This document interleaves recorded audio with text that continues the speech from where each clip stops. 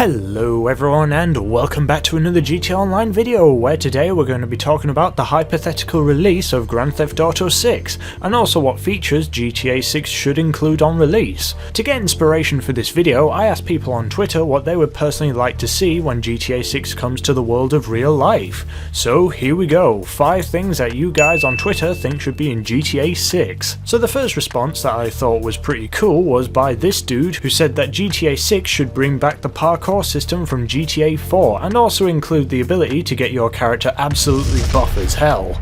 I couldn't agree more. The parkour system in GTA 4 allowed for some pretty interesting sneaking missions in free lobby sessions. If you wanted to climb a building without the use of a helicopter, it was quite often possible through the use of the GTA 4 parkour system. Now, I'm really mind blown that they didn't include it in GTA 5 because personally I think the world of Los Santos is a world that parkour should be more prominent in, especially considering the location and the fact that it's based on the present day. It wouldn't really be out of place to see some parkourists doing backflips off low walls and doing that human flag thing that looks absolutely painful. But then again, if you want parkour in the setting of present day, just play Watch Dogs 2. I heard that game's really popular nowadays. Regarding the whole getting all buff and all that stuff, it's been done before in GTA San Andreas, but the difference between that and modern GTA games is that you don't just play as one character, you actually play as an endless amount of user created characters, which would make the whole modelling process of designing all the available clothing to fit characters that are both thin and also really muscular. But if Rockstar is as talented as they are at making money, then I don't think Rockstar would turn down such an opportunity for a new GTA game.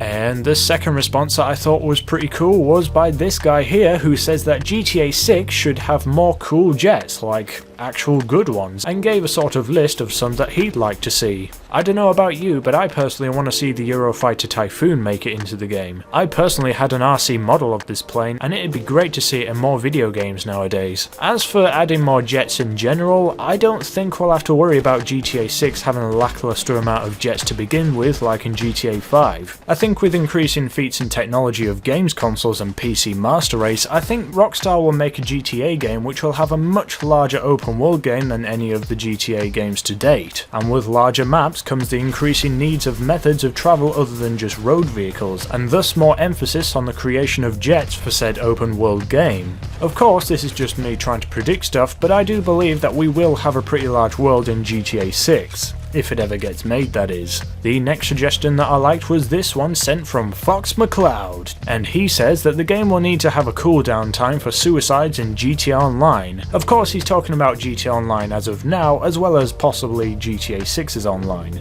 Again, if that ever gets made. And I think I've talked about this before, and of course I agree, there's too many tryhards who spend way too much time in GTA free mode who get their kicks from making people suffer in game, and whenever they get killed for no reason they just go.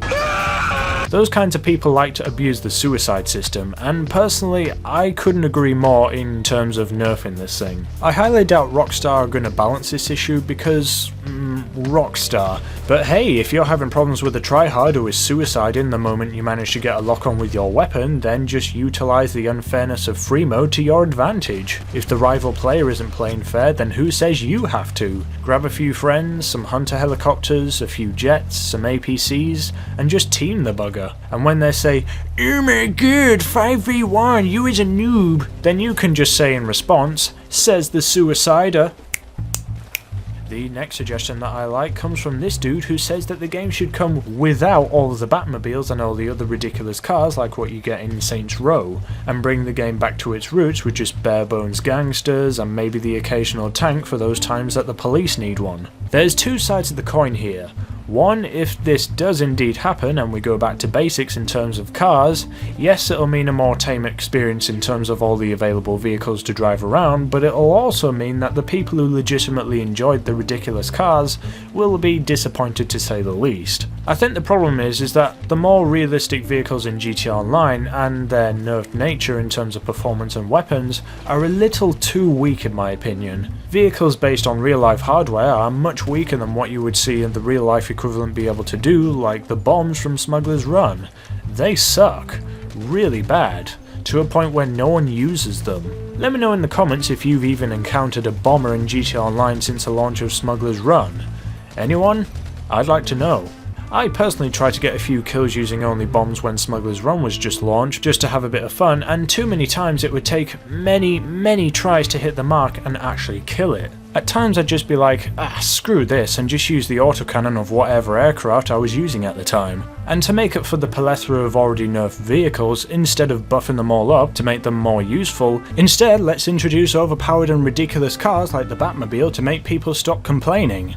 So yeah, for GTA 6 it would be great if the vehicles in said game were already powerful enough for people to be satisfied, so then we would be less likely to have DLC cars like the Vigilante.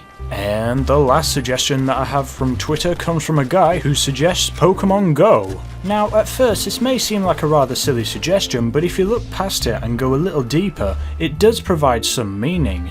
Pokemon Go is an app for smartphones. We have smartphones in GTA, but all they're really used for is a sort of menu to look for games and talk to other players and the such. It would be cool if Rockstar added some extra little mini games on one's phone and maybe include new games in DLC for players to then buy and then play on their smartphones. It'd be pretty funny trying to play a Pong style game while also driving to your destination without crashing.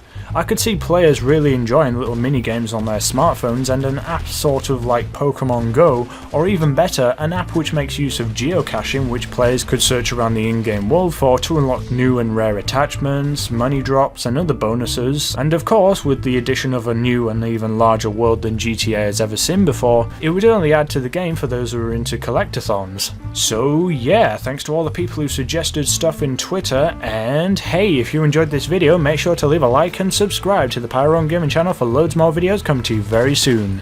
See you around everyone.